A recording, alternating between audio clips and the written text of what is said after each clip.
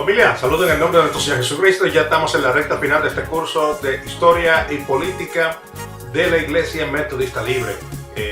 Estos son los dos últimos segmentos que vamos a tener, y en este primer segmento estaremos hablando, es una breve presentación final de los últimos 3 capítulos, los cuales básicamente tienen mucha información que usted personalmente puede mirar y leer en su tiempo libre, pero yo lo que quiero es resaltar unas cuantas cositas con el fin de que usted pueda básicamente tener una idea más clara de lo que es importante de estos últimos 3 capítulos del libro de disciplina.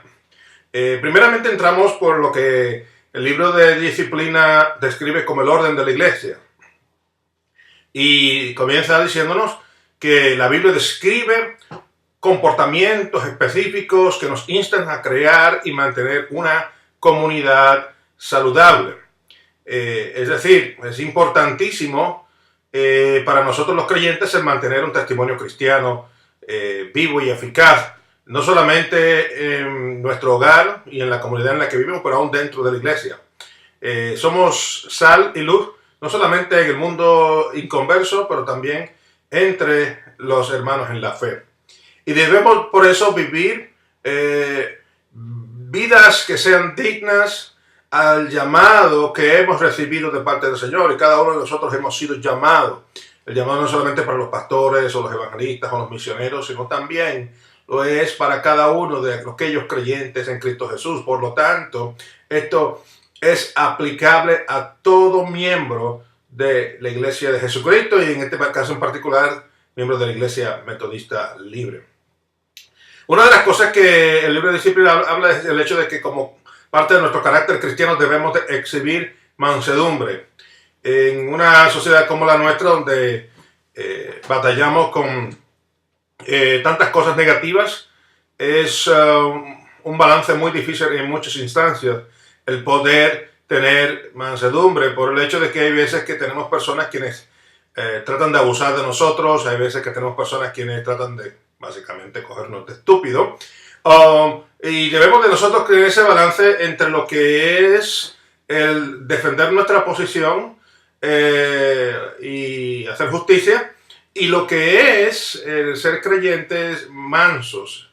Así que tenemos que ser, sí, mansos como palomas, pero también astutos como serpientes. Por lo tanto, bien importante que tengamos ese balance. No obstante, el libro de disciplina nos llama y nos indica de que uno de estos importantes caracteres cristianos de una persona es aquella que es una persona que vive en paz, en tranquilidad, que es manso, que vive esta mansedumbre por dentro y por fuera. También nosotros debemos de inspirar y motivar a las personas a ser restauradas. Una de las cosas que en muchos lugares se dice de los creyentes es el hecho de que nosotros somos el único ejército en el mundo donde abandonamos a nuestros soldados heridos. Y a lo largo de la historia yo he escuchado muchas historias en las cuales sí he visto esto en forma lamentable. Nosotros somos creyentes llamados a restaurar, y si un hermano o una hermana en la fe cae, es nuestra responsabilidad como creyentes el extender la mano de ayuda y tratar de restaurar a esta persona que ha caído. Así que nosotros, como creyentes, no estoy hablando únicamente como líderes en la iglesia, pero como creyentes estamos llamados a inspirar, a motivar a las personas a ser restauradas. Y debemos también ser personas sumisas a la autoridad. Es decir, hay veces que nosotros estamos en desacuerdo con la autoridad por estilos o formas o maneras. Sin embargo, pues tenemos que hacer todo lo posible de crear ese balance de que si yo estoy en desacuerdo con algo, poder presentar mi posición de desacuerdo, pero a la misma vez no irme por encima de la autoridad, sino tratar de convencer a la autoridad a que pueda hacer la cosa correcta como debe de hacerse. Así que es muy importante el tener balance. Justamente cuando hablamos de sumiso ante la autoridad, el próximo es, debemos de hablar la verdad. Entonces, Cuando hablamos nosotros la verdad, lo tenemos que hacer también en amor.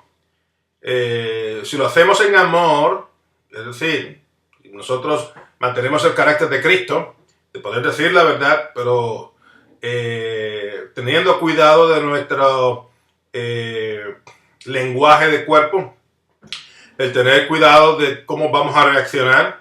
Hay veces que somos muy viscerales a la hora de nosotros responder y decir verdad. Es muy importante que nosotros podamos crear ese balance en el cual, particularmente cuando estamos trabajando con gente que están sobre nosotros, gente de autoridad sobre nosotros, cómo poder tener ese balance entre ser sumisos ante la autoridad, pero también hablar verdad. Y de la misma forma, cómo podemos nosotros hablar verdad a las personas que están bajo nuestra autoridad, en la cual no aparezcamos seres dictatoriales, sino personas que hablamos con coherencia. Es decir, yo me acuerdo un político puertorriqueño que se llamaba Luis Ferré, y don Luis Ferré decía, la verdad no grita, la verdad convence. Y yo creo que eso es extremadamente importante justamente cuando hablamos la verdad. Lo podemos decir en una forma y en un tono de voz en el cual podamos nosotros convencer. Porque con gritar e intimidad pues, realmente pues, no vamos a llegar a ningún sitio. Y ese es a veces uno de los quizás detalles más importantes cuando nosotros tenemos particularmente el micrófono en nuestras manos. Cuando estamos parados frente a un púlpito en una iglesia y a veces nos dedicamos domingo tras domingo a darle sablazos a la gente. Y bueno, yo puedo decir que eso sea quizás la verdad, ¿no? Pero la verdad de la forma como se dice puede causar un impacto negativo en la gente a quienes queremos nosotros alcanzar con esa verdad. Por eso es que la verdad casi nunca convence a nadie cuando es mediante fuerza, mediante sablazos, sino que nosotros confrontamos a las personas con la palabra del Señor en una forma llena de mansedumbre y podremos ser más efectivos de esa forma para la gloria del Señor. Debemos también nosotros no apoyar acusaciones contra presbíteros a menos que las mismas tengan evidencia. En el pasado ha habido muchas historias de cargos falsos en contra de pastores y debido a eso el libro de disciplina recomienda, o bueno, básicamente exige, no solamente recomienda, exige, el que nosotros cuando se va a hacer una acusación contra un pastor o una pastora, tenemos que tener evidencia. No podemos nosotros apoyar ningún tipo de acusación contra presbíteros sin ninguna evidencia, porque eso eventualmente va a causar un daño no solamente a la iglesia, a la congregación local, pero también a la comunidad donde está esa iglesia localizada, por el impacto que tiene la figura pastoral en una comunidad. Y lo otro es que nosotros somos llamados a restaurar a aquellas personas sorprendidas en pecado. Hay muchas veces en las cuales nosotros vemos personas quienes han sido sorprendidas en pecado, ya sea adulterio, ya sea con una mentira, ya sea con lo que sea, y lo que normalmente nuestro instinto nos lleva es a nosotros rechazar a esa persona, abandonarla, condenarla públicamente, cuando en realidad somos llamados nosotros a restaurar esta persona. Lo otro es que la iglesia tiene una responsabilidad cuando hablamos del pecado. Nosotros somos llamados a que el pecado sea traído a la palestra pública, sea sacado fuera y poder nosotros tener personas a quienes podamos restaurar. Por lo tanto, la iglesia no puede ignorar el pecado. Tanto los superintendentes como la Junta de Preparación y Consejo Ministerial y el Comité de Cuidado de Membresía, pues tramitarán todas las quejas y acusaciones y todas las admisiones de pecado que se hayan resuelto en forma privada. Por lo tanto, cuando ocurre una situación de acusación contra un pastor o contra un diácono, contra un líder en una iglesia, eso se lleva ante la Junta de Preparación y Consejo Ministerial, quienes ellos tomarán de un dictamen basado en la evidencia que haya del caso. También habrá total confidencialidad en todo proceso disciplinario y de restauración. Nosotros no estamos para estar publicando los pecados de la gente, ni estamos tampoco para estar publicando las decisiones finales. Casi siempre sale al público esa información de una u otra forma, Pero nuestra responsabilidad como líderes de la iglesia es el mantener total confidencialidad y que por nuestra boca no salga ninguna información de ningún proceso disciplinario y de restauración. Y la Junta de Preparación del Consejo Ministerial estará siempre a cargo del proceso de reinstauración de credenciales. Si la persona pasa por ese proceso de restauración, justamente en estos momentos me viene a la mente un caso de un pastor en el Reino Unido, en Inglaterra, quien la primera vez que yo lo conocí como gerente de un hotel, que es el hotel que normalmente nos quedamos allí cerca de la iglesia en Preston, en el área de Manchester. Y cuando lo conocí, me llamó la atención de que estaba trabajando como gerente del hotel, y después descubrí la historia de que sí, había sido un pastor que había sido encontrado en adulterio, por lo tanto había tenido que pasar, estaba en un proceso disciplinario. Y él se acogió a la disciplina, él regresó con su mujer, él pasó por ese proceso, y justamente el año pasado, un año después, regresó yo a la conferencia anual del Reino Unido e Irlanda, allí en Preston, y le dan la oportunidad a él de que él se dirigiera a toda la asamblea. Y fue importante el poder ver cómo este hermano, en una forma humilde, presentó su caso, en el cual a lo largo de estos últimos 3 años ha estado pasando por un proceso disciplinario de restauración. Y todavía, pues creo que le queda un año más o algo así, pero fue muy importante como toda la asamblea de esa conferencia anual abrazó a este hermano, lo recibió, y ya yo creo que en un año y medio sus credenciales nuevamente van a ser reinstauradas debido a que él aceptó pasar por todo el proceso de discipulado y de restauración. Ahora bien, eso es muy importante y eso le toca justamente a la Junta de Preparación y Consejo Ministerial, quien siempre está a cargo de este proceso de reinstaurar credenciales ministeriales. Bien, ya entonces ahora vamos a entrar a 3 áreas que son importantes siempre en la vida de la iglesia.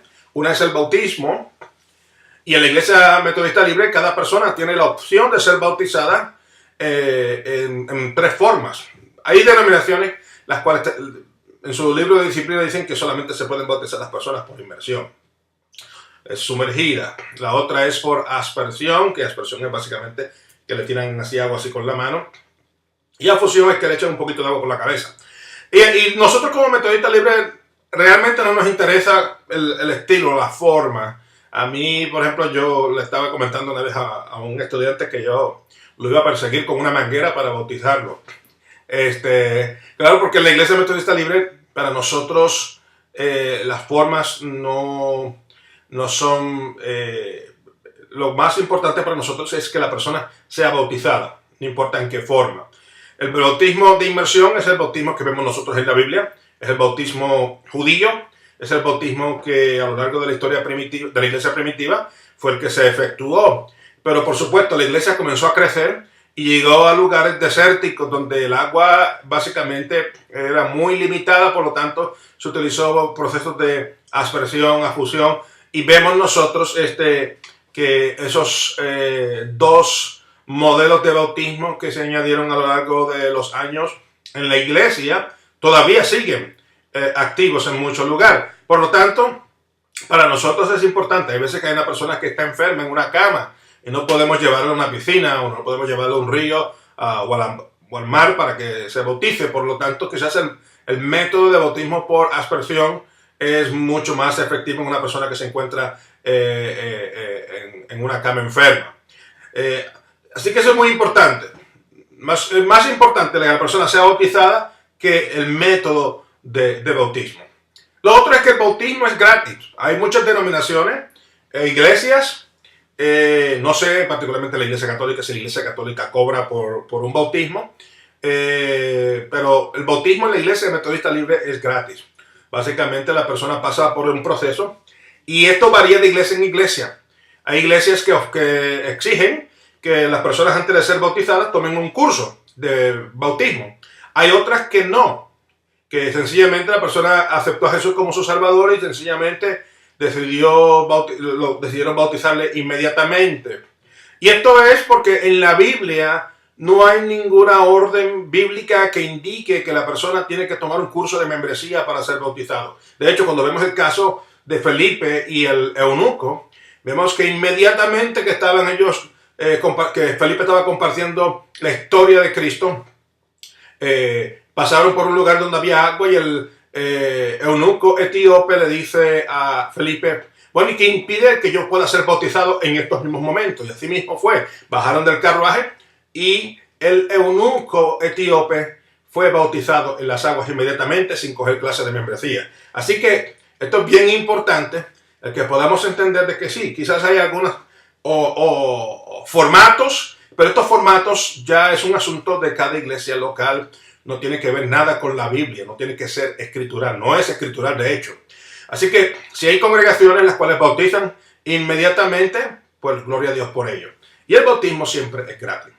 Lo otro es que los padres de un niño podrán escoger entre bautizar al niño con una eventual confirmación. Esto lo vemos básicamente en la iglesia anglicana, en la iglesia católica romana.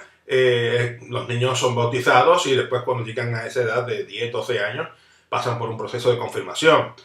Y nosotros, como Metodistas Libres, que venimos de una tradición anglicana, pues hemos también traído eso a la iglesia. Sin embargo, debido a controversia en cuanto a que muchas personas dicen, bueno, es que un niño no sabe cuándo se va a bautizar. Básicamente los padres son los que están haciendo ese acto de fe de que su hijo o hija en un momento dado va a ser confirmado en la fe cristiana. Así que los padres no se sienten cómodos, muchos padres no se sienten cómodos con este asunto de bautizar a sus niños y prefieren el método de presentarlos al Señor. Así que entonces los padres en la Iglesia Metodista Libre tienen la opción de poder, ya sea presentar a su niño, y cuando ese niño cumpla ya la edad de conocimiento, que casi siempre es a eso de los 12 años de edad. Yo personalmente fui bautizado a los 12 años de edad. Ya uno tiene un conocimiento claro de lo que es el bien y el mal. Y entonces, y más aún en esta generación, que los niños ya quizás hasta mucho antes tienen conocimiento de lo que es el bien y el mal. Pero lo importante es que ya cuando tengan esa edad de conocimiento, entonces sí, los padres permiten que sus niños sean bautizados. Así que esto es bien importante. Casi siempre, como comenté hace un momento, la edad de confirmación para los niños bautizados como infantes es a los 12 años. Y de la misma forma, para los infantes que han sido presentados, casi siempre la edad del bautismo es a los 12 años. Ahora bien, vamos a pasar al otro punto, que es uno de los sacramentos que nosotros entendemos que son importantes en la Iglesia Metodista Libre, y es la Eucaristía o la Santa Comunión. Es un sacramento y ninguna persona que esté viviendo una vida abiertamente en forma inmoral o que sea culpable de prácticas deshonestas puede recibir la Eucaristía, puede recibir la comunión. Es bien importante eso. También tenemos que entender que todas las personas propiamente incluidas en la invitación general podrán participar de la Santa Comunión. Es decir, cuando hablamos de todas las personas, es todas las personas. Este asunto de que la persona tiene que ser miembro en plena comunión de una iglesia local, eso no es bíblico. Nosotros vemos ese asunto de que las personas tienen que ser miembros en plena comunión para tomar una Santa Cena en la Iglesia Católica. Eso es una tradición que viene de la Iglesia Católica. Usted en la Iglesia Católica no puede tomar la Eucaristía si usted no es miembro de la Iglesia Católica. De la misma forma, usted no puede tomar la Eucaristía en la Iglesia Ortodoxa si usted no es miembro de la Iglesia Ortodoxa.